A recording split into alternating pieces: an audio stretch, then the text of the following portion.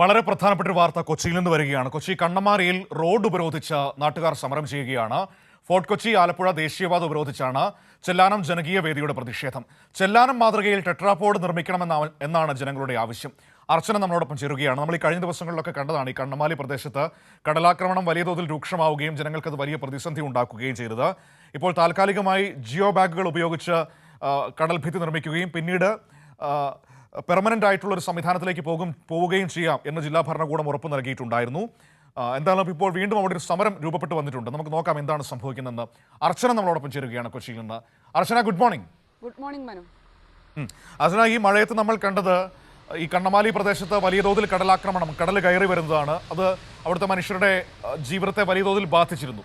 സമരങ്ങളിലേക്ക് പോകുന്നത് കണ്ടതാണ്.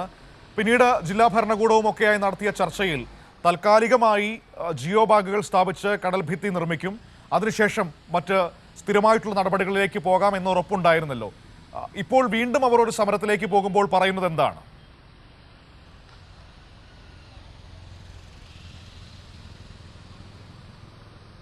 മനു, വീണ്ടും പ്രതിഷേധം ശക്തമാക്കാനാണ് കണ്ണമാലിയിൽ, അതായത് എടവനക്കാട് പഞ്ചായത്തിലെ ജനങ്ങളുടെ പ്രധാനപ്പെട്ട തീരുമാനം. ഇതുമായി ബന്ധപ്പെട്ട് അവർ പ്രധാനമായും പറയുന്നത് ചെല്ലാനം മാതൃകയിൽ തങ്ങൾക്കും ഒരു ടെട്രാപോഡ് വേണമെന്നാണ്. ഇത് സർക്കാർ നിർമ്മിച്ചു നൽകണമെന്നാണ് പ്രധാനമായും ഇവരുടെ ആവശ്യം. ഇതുമായി ബന്ധപ്പെട്ട് കഴിഞ്ഞ ദിവസങ്ങളിലെല്ലാം തന്നെ വലിയ രീതിയിലുള്ള പ്രതിഷേധങ്ങളാണ് ഈ കണ്ണമാലി, എടവനക്കാട് പഞ്ചായത്ത് ഭാഗങ്ങളിലെല്ലാം തന്നെ ഉണ്ടായത്. ഇപ്പോൾ റോഡ് ഉപരോധവുമായി രംഗത്തെത്തിയിരിക്കുകയാണ് ഈ ജനകീയ സമിതി. പ്രധാനമായും ഇവരുടെ ആവശ്യം ഇത് തന്നെയാണ്, ടെട്രാപോഡ്, അതായത് ചെല്ലാനം മാതൃകയിൽ സുരക്ഷിതമായൊരു ടെട്രാപോഡ് തങ്ങൾക്കും വേണമെന്നാണ്. അതേസമയം കഴിഞ്ഞ ദിവസങ്ങളിലെല്ലാം തന്നെ ജില്ലാ ഭരണകൂടവുമായി ബന്ധപ്പെട്ട് ഈ കാര്യവുമായി ബന്ധപ്പെട്ട് യോഗം ചേർന്നിരുന്നു. ഈ യോഗത്തിൽ പ്രധാനമായും പറഞ്ഞത് 330 മീറ്റർ ജിയോ ബാഗ് കടൽഭിത്തി സുരക്ഷിതമായി നിർമ്മിക്കുമെന്നായിരുന്നു. എന്നാൽ ഈ ആവശ്യം ഇവർ അംഗീകരിച്ചിട്ടില്ല. പ്രധാനമായും ഇവരുടെ ആവശ്യം ഈ ടെട്രാപോഡ് തന്നെയാണ്. എന്തായാലും ഇതുമായി ബന്ധപ്പെട്ട അടിയന്തര നടപടികളെല്ലാം സ്വീകരിക്കാമെന്ന് കഴിഞ്ഞ ദിവസം നടത്തിയ ചർച്ചയിൽ ജില്ലാ ഭരണകൂടം അറിയിച്ചിരുന്നതാണ്. എന്നാൽ ഇതിനെ പൂർണ്ണമായും തള്ളുകയാണ് ഈ വിഭാഗം ചെയ്യുന്നത്. മാത്രമല്ല, ചെല്ലാനത്തെ ടെട്രാപോഡ് എന്ന ആവശ്യത്തിൽ നിന്നും ഇവർ പിന്നോട്ട് പോകില്ല എന്ന മുന്നറിയിപ്പ് നൽകുന്നുണ്ട്. ഇതിൻ്റെ ഭാഗമായാണ് ഇന്ന് 6 മണി മുതൽ ചെല്ലാനം ഭാഗത്ത് ഈ അതായത് ആലപ്പുഴ ദേശീയപാത, തീരദേശപാതയിൽ ഇവർ റോഡ് ഉപരോധവുമായി രംഗത്തെത്തിയിരിക്കുന്നത്.